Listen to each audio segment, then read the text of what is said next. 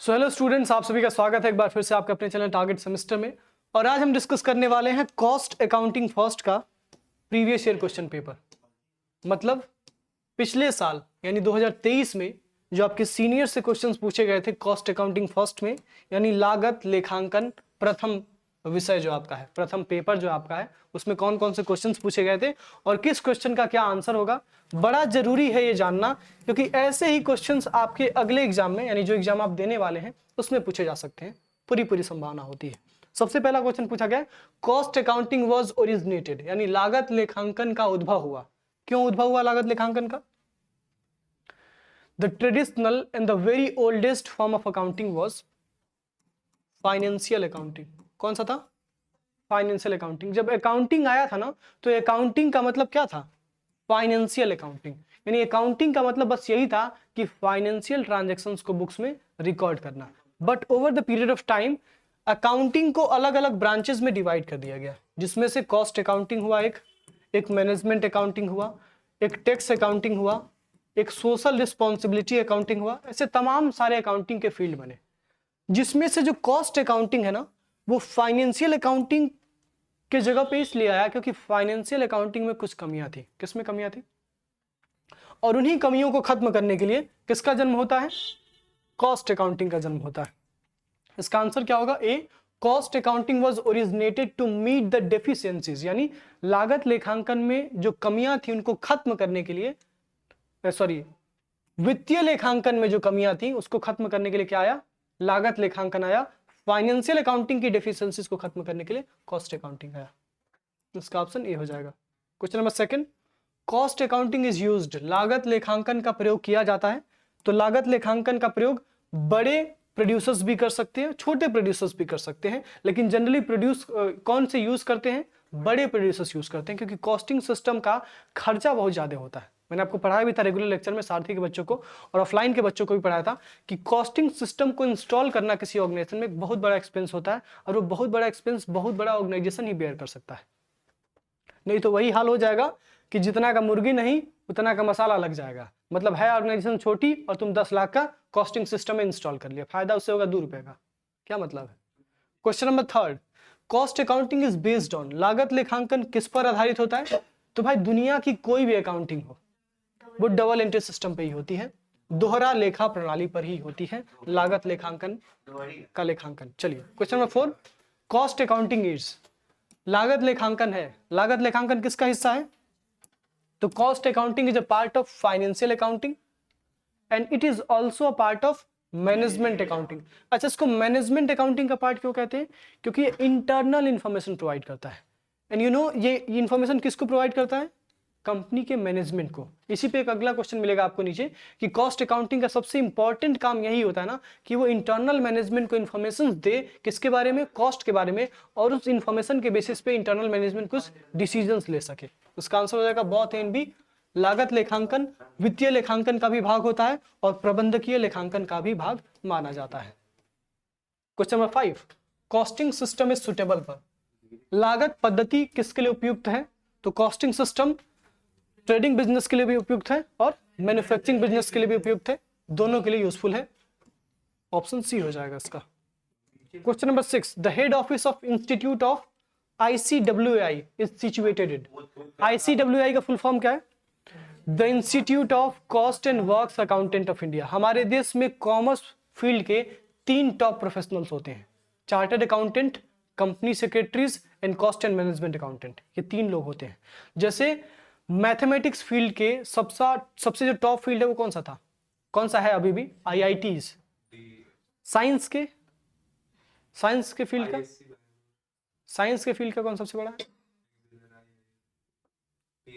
Science मतलब medical science. 11th-12th में जिसने बायोलॉजी लिया उसका सबसे बड़ा सपना क्या होता है? नीट क्रैक करना, एम्स, MBBS। और हमारे कॉमर्स में जो बच्चा आता है उसका अगर सबसे बड़ा सपना है तो उसका सबसे बड़ा सपना होगा या तो CA बनने का, या CS बनने का, या CMA बनने का। ठीक है, तो हमारे कॉमर्स फील्ड का कॉस्ट फील्ड में सबसे बड़ा प्रोफेशनल कौन माना जाता है? कॉस्ट एंड मैनेजमेंट अकाउंटेंट को शॉर्ट में कहते हैं CMA। और CMA का हेड ऑफिस है कोलकाता में। कहां पे है? कोलकाता में। और ICWI का फुल फॉर्म क्या है? The institute of cost and works accountant of India. और ये एक स्टेट्यूटरी बॉडी है। क्या है? स्टेट्यूटरी बॉडी है। स्टेट्यूटरी बॉडी किसे कहते हैं? जो भी बॉडी पार्लियामेंट के किसी स्पेशल एक्ट से बनती है। जैसे आप किसी चार्टर्ड अकाउंटेंट की आइडेंटिटी कार्ड देखेंगे ना, सीए जब आप बन जाते हैं तो आपको एक आइडेंटिटी कार्ड मिलती है, एक रिकॉग्निशन नंबर मिलता है। तो आपके आइडेंटिटी कार्ड पे नीचे लिखता है statutory body under an act of parliament. Even आपके बुक्स पे भी लिखा होता है, जो आपका बुक होता है सीए, सीएस या सीएमए का। तो स्टेट्यूटरी बॉडी यानी इसके लिए कभी तो कोई एक्ट लाया गया होगा, तो इसके लिए एक्ट लाया गया था the institute of cost and works accountant of India act 1959। और इससे ठीक 10 साल पहले आया था the institute of chartered accountants of India act यानी ICAI एक्ट 1949। और इससे लगभग आप कह सकते हैं 21 साल बाद 1980 में क्या आया था? ICSI the institute of cost and institute of company secretaries of India, ICSI act 1980। तो सारे डेट्स आपको याद रखने। इसका आंसर क्या होगा? इसका आंसर अभी के लिए 1959 होगा। ठीक है, चलिए अगला question number 8, cost accounting is, लागत लेखांकन है। तो मैंने आपको कई बार बताया कि कुछ भी पूछा जाए तो कला और विज्ञान दोनों है, आर्ट एंड साइंस बहुत। बट क्या ये एग्जैक्ट साइंस है? बिल्कुल भी नहीं। इट इज इनएग्जैक्ट साइंस, आधा अधूरा विज्ञान है। Question number 11, question number 10 sorry 9, which method of costing is used in hospital. अस्पतालों में लागत निर्धारण की कौन सी विधि प्रयुक्त होती है? Operating costing. याद रखिएगा, जितने भी सर्विस इंडस्ट्री में काम करने वाले बिजनेसेस हैं, जो सर्विसेज प्रोवाइड करते हैं, सबके सब बिजनेसेस अपने यहाँ क्या यूज करते हैं? Operating costing. जैसे हॉस्पिटल हो गया, स्कूल्स हो गए, और क्लब्स हो गए, और होटल्स हो गए, रेस्टोरेंट्स हो गए, सब क्या यूज करते हैं? ऑपरेटिंग कॉस्टिंग यूज करते हैं, परिचालन लेखांकन का प्रयोग करते हैं। Question number 10, telephone expense is a, तो भाई मैंने आपको बताया था रेगुलर लेक्चर में कि टेलीफोन एक्सपेंस एक सेमी वेरिएबल एक्सपेंस का एग्जांपल है, एक अर्ध परिवर्तनशील लागत का उदाहरण है। Question number 11, the best example of variable cost is, परिवर्तनशील लागत का सबसे उत्तम उदाहरण कौन सा है? सबसे पहले ये समझते हैं वेरिएबल कॉस्ट होता क्या है। The cost which very directly with the volume of production, एक ऐसा लागत जो उत्पादन के स्तर के साथ बढ़ता है या घटता है। तो वेरिएबल कॉस्ट क्या होगा? वो खर्चा होगा जो प्रोडक्शन के साथ डायरेक्टली कनेक्टेड होगा, डायरेक्टली प्रोपोर्शन होगा। तो उसका एग्जांपल क्या हो जाएगा? Expense on materials. अगर आपको ज्यादा प्रोडक्शन करना है तो मटेरियल्स भी ज्यादा चाहिए, और अगर आपको कम प्रोडक्शन करना है तो मटेरियल्स भी कम चाहिए। इसका ऑप्शन बी हो जाएगा, सामग्री पर व्यय। सब ठीक है प्रीति, कोई दिक्कत? Question number 12, loss of material due to fire is treated as, आग लगने के कारण सामग्री की क्षति को क्या माना जाए? तो इसको माना जाता है एबनॉर्मल लॉस। क्या कहता है? Abnormal loss. इसका ऑप्शन हो जाएगा नन ऑफ दीज, क्योंकि एबनॉर्मल लॉस का एग्जांपल दिया नहीं। Question number 13, the use of FIFO method is suitable, यानी फीफो विधि का प्रयोग उपयुक्त होता है किस कंडीशन में? Falling prices. क्या बात है, ऑफलाइन वाले थोड़े होशियार हो गए हैं बाबू, अगली बार एग्जाम में गलती मत करना, ठीक है? फीफो यूज होता है फॉलिंग प्राइजेस यानी घटती कीमतों की स्थिति में, और लीफो यूज होता है राइजिंग प्राइजेस यानी बढ़ती कीमतों की स्थिति में। इसका आंसर हो जाएगा एट फॉलिंग प्राइजेस। फीफो का फुल फॉर्म क्या है दोस्तों? First in first out. जो सबसे पहले अंदर गया उसको सबसे पहले बाहर निकालो। Question number 14, inventory control method में बी एम्प्लॉयड इन, स्कंद विधि, स्कंद नियंत्रण विधि का प्रयोग किया जा सकता है। तो भाई इन्वेंट्री मैन्युफैक्चरिंग बिजनेस के पास भी होती है, ट्रेडिंग बिजनेस के पास भी होती है, ये दोनों के दोनों यूज कर सकते हैं, उपरोक्त दोनों। Question number 15, in which of the following methods inventory is valued at the latest prevailing price in the market, निम्नलिखित में से किस विधि के अंतर्गत स्कंद का मूल्यांकन बाजार में प्रचलित मूल्य पर होता है? इसका आंसर होगा replacement price method. Replacement price method में जिस प्राइस पे इन्वेंट्री की वैल्यू मार्केट में चल रही है उसी प्राइस पे हम उसकी रिकॉर्डिंग और वैल्यूएशन करते हैं। किसमें? रिप्लेसमेंट प्राइस मेथड में। हालांकि लीफो में क्या करते हैं? राइजिंग प्राइसेस पे करते हैं वैल्यूएशन, और फीफो में क्या करते हैं? फॉलिंग प्राइसेस पे करते हैं। बेस्ट कौन सा है? Replacement price method, prevailing price पे यहाँ पे करते हैं, हाँ, जो मार्केट में भी प्राइस चल रहा है। Closing stock is valued at price और cost whichever is dash. Closing stock को मेजर करना चाहिए उस प्राइस पे, चाहे वो कॉस्ट प्राइस हो या मार्केट प्राइस हो, दोनों में से जो कम प्राइस होगा उस पे हम उसको रिकॉर्ड करेंगे। आखिर क्यों पूछता है भारत, आखिर क्यों? मान लीजिए उससे नीचे होगा तो हमें अपने लॉसेस का तो आइडिया होगी। बाजार मूल्य और लागत मूल्य दोनों में से डैश जो हो पर स्टॉक का मूल्यांकन होता है। यस कुछ बोल रहे थे, दोबारा बोलिए। क्लोजिंग स्टॉक की जो वैल्यूएशन है वो लोअर प्राइस पे इसलिए की जाती है ताकि अगर मार्केट जितना वाली जितने हमने खरीदा उससे अगर लोअर प्राइस पे अवेलेबल मार्केट वैल्यू तो हमें लॉसेस का आइडिया पता चलता है। The exact thing that I want to know, but what is the rationale, what is the principle behind this? कौन सा प्रिंसिपल है जो ये बात कहता है? आपने बात सही बोली कि मुझे लॉसेस का आइडिया लग जाएगा, लेकिन क्यों भाई? अब जैसे लॉसेस का आइडिया लग जाएगा ये तो आपका मानना है, लेकिन रिकॉर्ड करते हैं इसके पीछे कोई ना कोई तो प्रिंसिपल होगा, क्योंकि हर इंसान का अपना ओपिनियन हो सकता है, but the opinion can't be the reason will be a principal.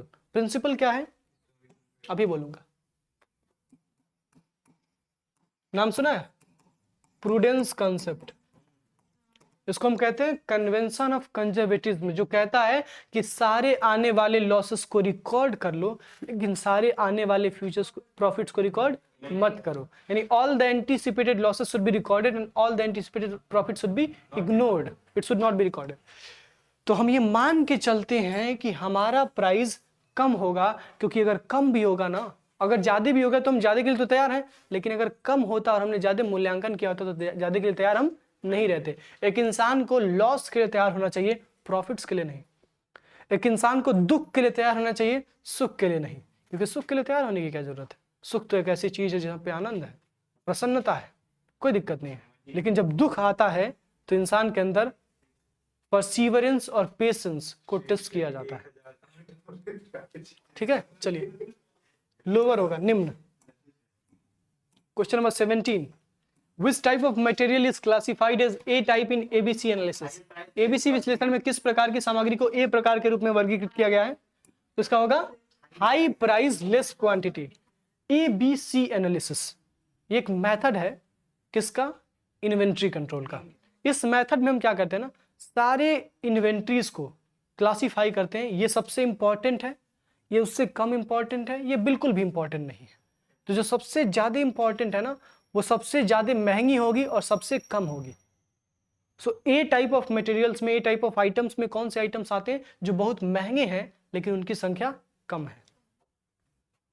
इसका ऑप्शन बी हो जाएगा। बी में आता है वही मीडियम वाला आ जाएगा, और सी में बिल्कुल लोअर आ जाएगा। ठीक है, अगला लोअर प्राइस हाई क्वांटिटी, बहुत ज्यादा क्वांटिटी है, लोअर प्राइस है। Medium price and medium quantity वो बी में आ जाएगा। सी में आ जाएगा वो लोअर प्राइस वगैरह वाला।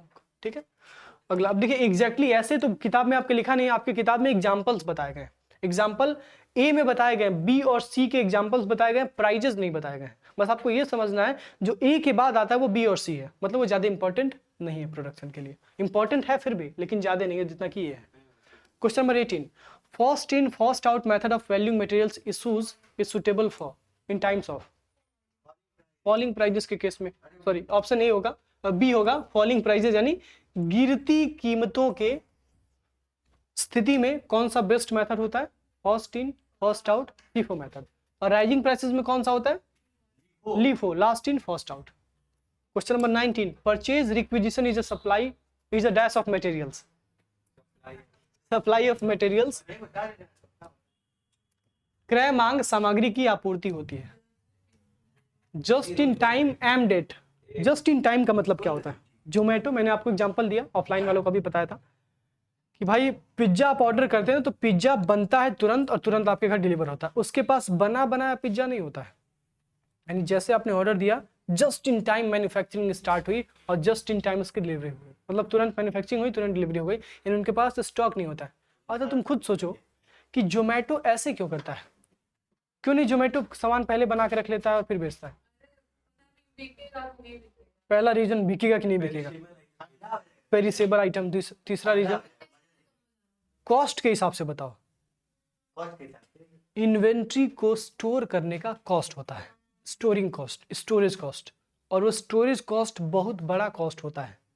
और स्टोरेज कॉस्ट को अवॉइड करने का सबसे बेस्ट तरीका क्या है? जस्ट इन टाइम मैन्युफैक्चरिंग, और इससे कस्टमाइजेशन भी हो पाता है। जस्ट इन टाइम मैन्युफैक्चरिंग में कस्टमाइजेशन हो पाता है। जैसे हम पिज्जा बनाएंगे तो पहले से बनाया पिज्जा, अब मान लो बहुत सारे फ्लेवर्स बनाए, लेकिन उसमें हमारे क्लाइंट ने कहा कि नहीं, उसमें ऊपर से टोमेटो का वो जो है ना वो काट के और डालना, पता नहीं क्या क्या, फॉर एग्जांपल कुछ भी, बहुत सारे लोग के अलग अलग अपने ख्याल हैं, अलग अलग उनके पसंद है। अब उसने कहा वो तो हम बनाए नहीं है, तो हमारे पास प्रोडक्ट ही नहीं है, हमारी सेल्स ही नहीं होंगी, और जो बनाया वो बिक नहीं रहा है। तो इसीलिए जस्ट इन टाइम मैन्युफैक्चरिंग अच्छा होता है, क्योंकि कस्टमाइज प्रोडक्ट हम दे पाते हैं, प्रोडक्ट को स्टोर करने का कॉस्ट नहीं है। और क्या एग्जांपल्स आपने बताए? पेरिसेबल आइटम है भाई, खराब हो जाएगा, 2 दिन पहले बना के रखोगे फ्रिज में, खराब हो जाएगा। गर्मा गर्म चीज होता है तो अच्छा लगता है, नहीं जी? तो इसका आंसर, इसका एम क्या होता है? जस्ट इन टाइम मैन्युफैक्चरिंग का एम होता है कि हमारे पास इन्वेंट्री ही ना रहे, हमको जैसे ऑर्डर मिले हम तुरंत सामान बना के बेच दें, डिलीवर कर दें। 21 आइडल टाइम इज, निष्क्रिय समय है। तो आइडल टाइम का मतलब वो समय जो वर्कर्स अपने काम से बाहर व्यतीत करते हैं। जैसे मान लो तुम काम पे कुछ समय लगाते हो और कुछ समय आप इधर उधर लगाते हैं, जैसे वो दोनों लोग अभी बेचारे लड़ रहे हैं, तो कुछ लोग अभी पढ़ाई कर रहे हैं और कुछ लोग अभी कुछ अपनी अलग ही दुनिया में खोए हुए हैं। और जो आप अलग दुनिया में खोए हुए हैं ना, this is called idle time. आप यहाँ पे हैं लेकिन आपके विचार कहाँ पे हैं ये आप जानते हैं। वर्कर अगर फैक्ट्री में आके काम करता है, this is called on time, worker काम कर रहा है, ऑन द वर्क। लेकिन वर्कर अगर पानी पीने जा रहा है, आइडल टाइम। वर्कर अगर बाहर जा रहा है घूमने या फिर चिप्स खाने, आइडल टाइम। तो आइडल टाइम का मतलब वो समय जो वर्कर अपने काम से बाहर व्यतीत करता है। इसका हो जाएगा C, time spend by workers of their work, श्रमिकों द्वारा अपने काम से बाहर बिताया गया समय। 22 travelling time from one job to another job is dash time. एक नौकरी से दूसरे नौकरी के लिए यात्रा का समय कौन सा समय होता है? उसको हम कहते हैं नॉर्मल आइडल टाइम। क्या कहते हैं? नॉर्मल आइडल टाइम, सामान्य निष्क्रिय समय। 23 in cost accounting the over time is considered. Exam में पिछली बार पूछा था ना, ओटी का फुल फॉर्म बताइए। ओवर टाइम, ठीक है, ये भी पूछ सकता है। तो ओवर टाइम पे जो खर्चा होता है वो कौन सा खर्चा होता है भाई? उसको हम इनडायरेक्ट कॉस्ट भी कहते हैं और ओवरहेड कॉस्ट भी कहते हैं, क्योंकि because it is over and above the variable cost. तो नॉर्मली एक वर्कर की सैलरी होती है जो हमको पे करनी पड़ती है, अगर ठीक है, तो इसका आंसर हो जाएगा indirect cost and overhead cost both A and C. यानी इसमें अप्रत्यक्ष लागत भी इसको कह सकते हैं और अपरिव्यय लागत भी इसको कह सकते हैं। किसको कहेंगे? ओवर टाइम को, याद रखिएगा। Question number 24 factory overheads are recovered as a percentage of, इसको बस याद कर लीजिए।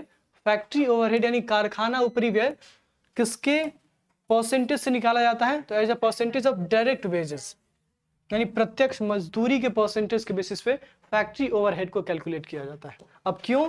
इसके पीछे लॉजिक है, and you have to solve the numericals. अब इतना लॉजिक मैं बता नहीं सकता हूं अभी छोटे से लेक्चर में, ठीक है। चलिए question number 25 packing cost is the, तो पैकिंग कॉस्ट कौन सा कॉस्ट होता है? पैकिंग कॉस्ट डिस्ट्रीब्यूशन कॉस्ट होता है, पैकिंग लागत वितरण लागत कहलाता है। Question number 26 selling and distribution overheads are absorbed on the basis of, इसका आंसर होगा परसेंटेज ऑन सेलिंग प्राइस। जो सेलिंग और डिस्ट्रीब्यूशन ओवरहेड्स होते हैं, जो विक्रय एवं वितरण उपरिव्यय होते हैं, वो विक्रय मूल्य के प्रतिशत के आधार पर अवशोषित किए जाते हैं, यानी उनको एब्जॉर्ब किया जाता है। 27 directors remuneration and expenses form a part of, director कौन होता है? एडमिनिस्ट्रेशन डिपार्टमेंट का एक person, the top management official. अब भाई डायरेक्टर का प्रोडक्शन के साथ डायरेक्टली कनेक्शन नहीं है, लेकिन प्रोडक्शन की प्लानिंग कौन करता है? डायरेक्टर। प्रोडक्शन हुआ है कि नहीं ये अश्योर करने का काम कौन करता है? डायरेक्टर। मतलब वो कुछ कर नहीं रहा है लेकिन फिर भी बहुत कुछ कर रहा है indirectly.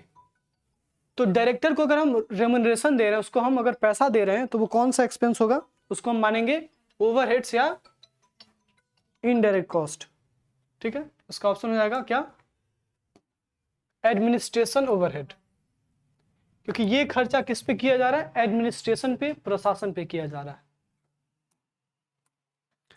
28 under machine hour rate method machine is treated as, machine घंटा दर पद्धति के अंतर्गत मशीन को मानते हैं।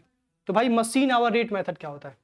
एक ऐसा मेथड जिसमें हम मशीन के आवरली बेसिस पे कॉस्ट को कैलकुलेट करते हैं, उसे क्या कहते हैं? Machine hour rate method. और मशीन आवर रेट मेथड में मशीन को एक कॉस्ट सेंटर माना जाता है।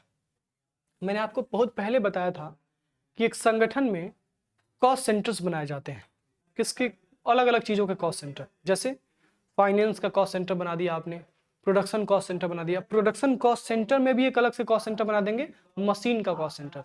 मशीन कॉस्ट सेंटर का मतलब क्या है भाई? मशीन को खरीद के लाने का खर्चा, मशीन को चलवाने का खर्चा, मशीन का रिपेयर एंड मेंटेनेंस का खर्चा। तो इसके लिए हम अलग से सेंटर बना देते हैं, मशीन कॉस्ट सेंटर, जिसमें हम सारे के सारे खर्चों को रिकॉर्ड करते हैं, उसकी अकाउंटिंग वहीं पर कर लेते हैं। अगला question number 29, machine hour rate method is the method of absorption of, क्या करते हैं? फैक्ट्री ओवरहेड्स को एब्जॉर्ब करने का मेथड है machine hour rate method. Option A हो जाएगा इसका। Question number 30, machine hour rate method is used in, तो भाई जहां मशीनें होंगी वहीं तो machine hour rate method use होगा। मशीन बेस्ड इंडस्ट्रीज, यहाँ पे मशीनों का यूज ज्यादा मात्रा में किया जाता है। आपने बचपन में एक चीज पढ़ा होगा कि प्रोडक्शन करने के दो तरीके होते हैं, एक होता है कैपिटल इंटेंसिव टेक्निक और एक होता है labour intensive technique. Capital intensive technique में number of machines is more than number of labours, यानी वहां पे मशीनें ज्यादा होती हैं, मजदूर कम होते हैं। और लेबर इंटेंसिव टेक्निक में मजदूर ज्यादा होते हैं, मशीनें कम होती हैं। और जहां मजदूर ज्यादा होंगे, मशीनें कम होंगी, वहीं तो हम मशीन आवर रेट मेथड का यूज कर पाएंगे, जो मशीन बेस्ड इंडस्ट्रीज होंगी, यानी जो कैपिटल इंटेंसिव इंडस्ट्रीज होंगी। 31 का आंसर होगा step cost are classified as. तो स्टेप कॉस्ट को हम conversion cost, mix cost and prime cost, इन तीनों के रूप में क्लासिफाई कर सकते हैं। इसका ऑप्शन डी हो जाएगा, ऑल ऑफ दिस। अगला 32, a cost which has no involvement of cash outlay, मतलब एक ऐसा खर्चा जिसमें आपके जेब से पैसा निकल के नहीं जाता है, this is called notional cost. यानी ऐसा खर्चा जो हम कर तो रहे हैं लेकिन वो खर्चा हमारे जेब से नहीं जा रहा है, वो खर्चा हम कल्पना में खर्चा मान रहे हैं, this is called notional cost. इसका एक और नाम है, इसको हम इम्प्यूटेड कॉस्ट भी कहते हैं। क्या कहते हैं? इम्प्यूटेड कॉस्ट भी कहते हैं। 33, the main purpose of cost accounting is to, लागत लेखांकन का मुख्य उद्देश्य क्या होता है? उद्देश्य नहीं पूछा है, ध्यान से। अगर पर्पज होता तो तीनों सही था, लेकिन मेन पर्पज क्या होता है? तो कॉस्ट अकाउंटिंग को डिजाइन ही इसलिए किया गया कि इंटरनल मैनेजमेंट के पास कॉस्टिंग की सारी इंफॉर्मेशन पहुंच सके। इसका आंसर हो जाएगा provide data to management for decision making. इसका ऑप्शन सी हो जाएगा, यही ऑप्शन सही है 100%। बाकी कमेंट सेक्शन में हो सकता है कुछ बच्चे कुछ और आंसर बताएं, but I am pretty sure that this is the answer. ठीक है, बाकी आंसर्स गलत हैं। 34, material control does not cover the following stage. तो भाई मटेरियल कंट्रोल में हम मटेरियल को खरीदना भी आता है, मटेरियल को स्टोर करना भी आता है, मटेरियल्स डिफरेंट डिपार्टमेंट्स को इशू करना भी आता है, लेकिन प्रोडक्शन मटेरियल कंट्रोल का पार्ट नहीं है। उत्पादन सामग्री नियंत्रण का हिस्सा नहीं होता है। Production material is not a part of material control. सब तो प्रोडक्शन मटेरियल ही है, ठीक है, लेकिन मटेरियल कंट्रोल का काम क्या होता है कि हमारा मटेरियल कम से कम यूज हो और जो यूज हो वो बेस्ट पॉसिबल वे में यूज हो, यानी ऑप्टिमम यूटिलाइजेशन हो। भाई ऑप्टिमम यूटिलाइजेशन कैसे अश्योर कर पाएंगे आप? जब मटेरियल का कंट्रोल होगा, मतलब जितना मटेरियल प्रोडक्शन डिपार्टमेंट को चाहिए उतना ही मिलेगा, उसको ज्यादा मिलेगा तो क्या करेगा वो? वेस्ट करेगा, जाहिर सी बात है। जैसे मान लो तुम खाते हो एक थरिया, हम तुमको दे दे बाबू 2 थरिया भात, अनुज शुक्ला जी खा पाएंगे? शुक्ला जी नहीं खा पाएंगे। अब सारे बच्चे जान गए शुक्ला जी अब 2 थरिया भात खाते हैं, हल्ला हो जाएगा। चलिए question number 35, material control aims at achieving effective.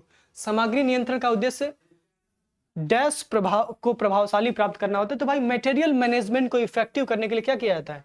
Material control किया जाता है। सामग्री प्रबंधन को उचित करने के लिए, सामग्री प्रबंधन को प्रभावी बनाने के लिए सामग्री नियंत्रण किया जाता है। 36, machine hour rate takes into account. भाई मशीन आवर रेट, आवर मतलब टाइम, तो भाई मशीन आवर रेट में जो सबसे इंपॉर्टेंट चीज होती है वो क्या होती है? टाइम फैक्टर, समय तथ्य। 37, the method of absorption suitable for allocating rent of building between cost centre is.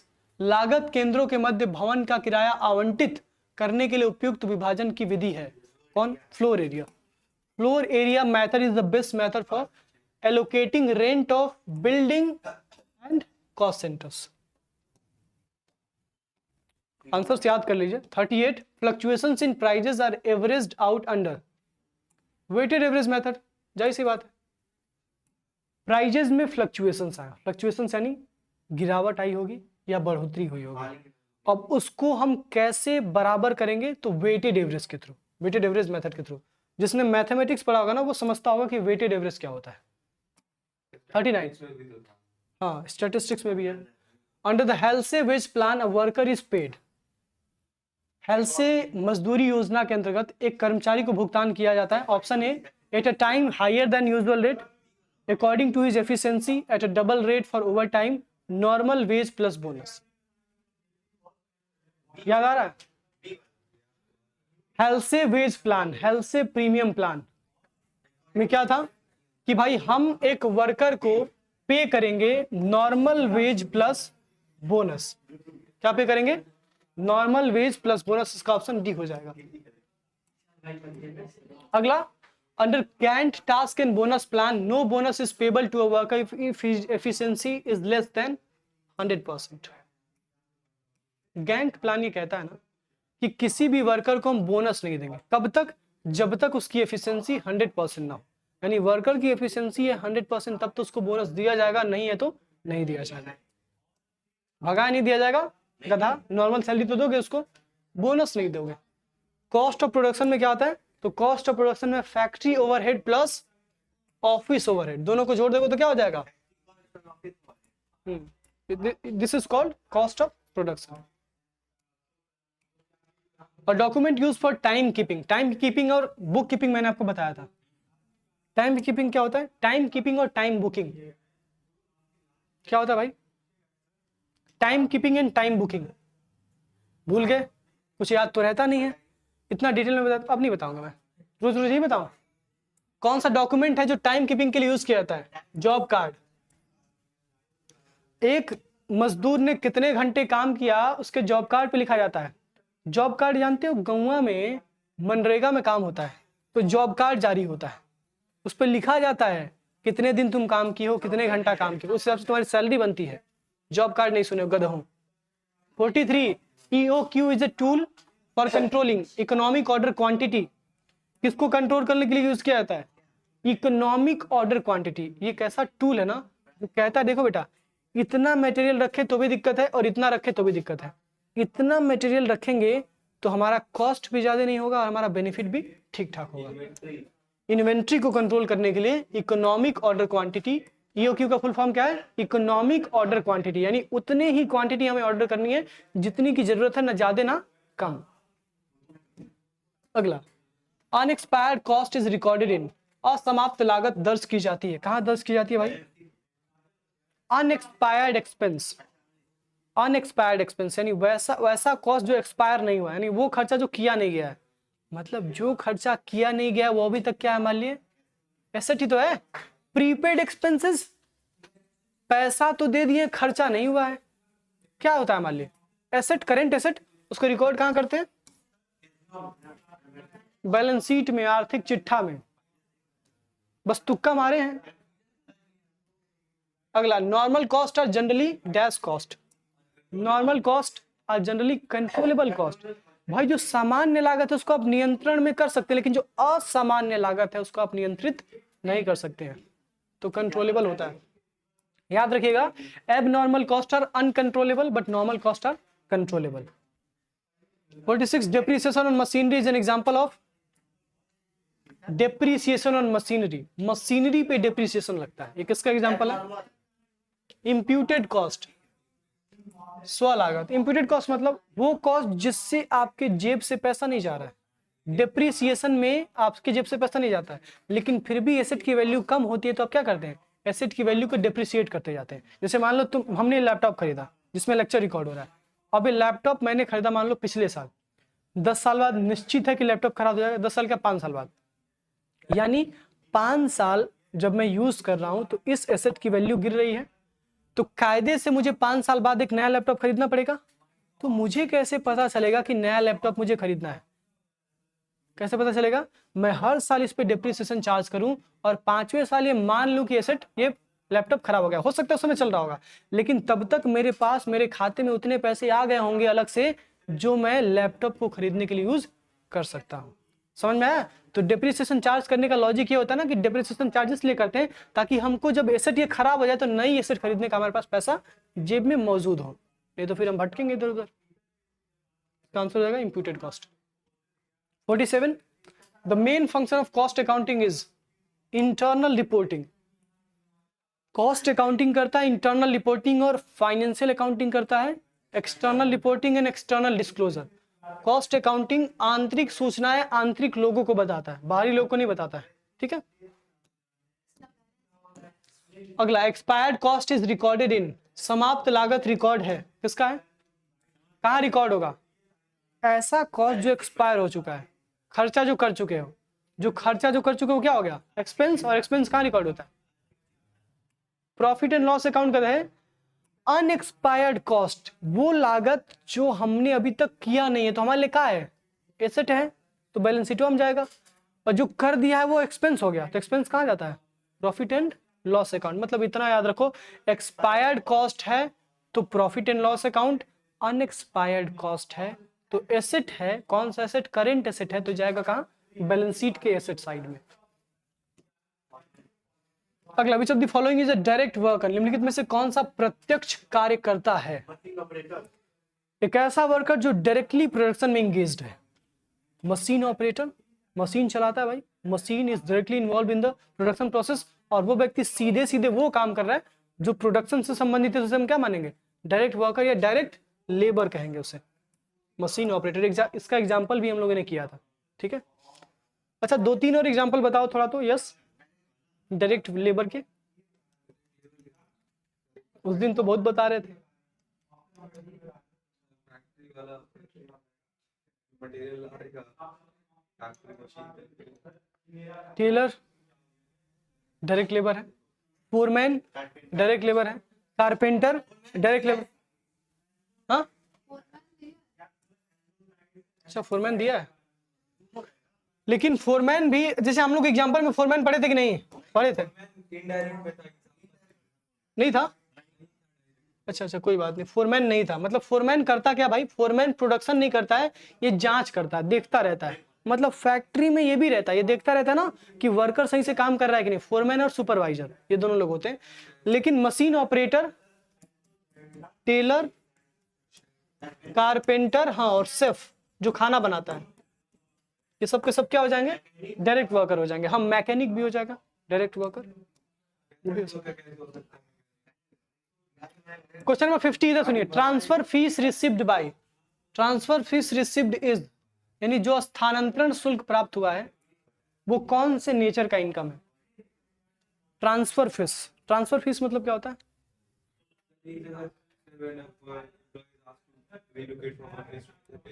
उस फीस को हम क्या कहेंगे? हमको मिल रही है वो फीस ट्रांसफर करने की, तो हमारे लिए वो प्योरली फाइनेंशियल इनकम होगी। इसका ऑप्शन हो जाएगा डी। जब भी हम कोई चीज ट्रांसफर करते हैं तो ट्रांसफर करने में अगर हमको फीस मिलती है तो वो क्या कहलाई जाती है? Financial income. वो हमारे लिए नोशनल चार्ज या फाइनेंशियल चार्ज नहीं है, वो हमारे लिए फाइनेंशियल इनकम है, ना ही वो हमारे लिए कॉस्टिंग इनकम है। इसका ऑप्शन हो जाएगा डी, प्योरली फाइनेंशियल इनकम विशुद्ध रूप से वित्तीय आय मानी जाती है। So that's it. बाकी फाइनेंस ट्रांसफर फीस रिसीव हो रही है, ध्यान से, पे नहीं कर रहा है ना, ट्रांसफर फीस तुमको मिल रही है तो इनकम हुआ। अब इनकम कौन सा हुआ? क्योंकि कॉस्ट के काम से तो मिल नहीं रहा है, ये फाइनेंशियल काम से मिल रहा है। ट्रांसफर करना, शेयर्स में इन्वेस्ट करना, ये सब क्या है? फाइनेंशियल नेचर का काम है। तो इसके लिए क्या कहेंगे हम इसको? प्योरली फाइनेंशियल इनकम कहेंगे। So that's it. ये था आपका आज का लेक्चर, ये था आपका आज का PYQ जो 2023-24 में पूछा गया था। कैसा लगा ये क्वेश्चन डिस्कशन जरूर बताइए कमेंट सेक्शन में। और अगर अभी तक आपने सारथी ज्वाइन नहीं किया है तो जल्दी से जाइए टारगेट गुरुकुल ऐप को डाउनलोड करिए, सारथी को ज्वाइन करिए, और साथ ही साथ सारथी फॉर बीकॉम 3rd सेमेस्टर का व्हाट्सएप ग्रुप का भी लिंक आपको डिस्क्रिप्शन बॉक्स में मिल जाएगा। वहां से आप क्लिक करके डिस्क्रिप्शन बॉक्स के माध्यम से व्हाट्सएप ग्रुप में जुड़ सकते हैं। और एक और चीज, आपकी क्लासेस मोहद्दीपुर में, गोरखपुर में चल रही है offline classes. If you want definitely you can join. That's it.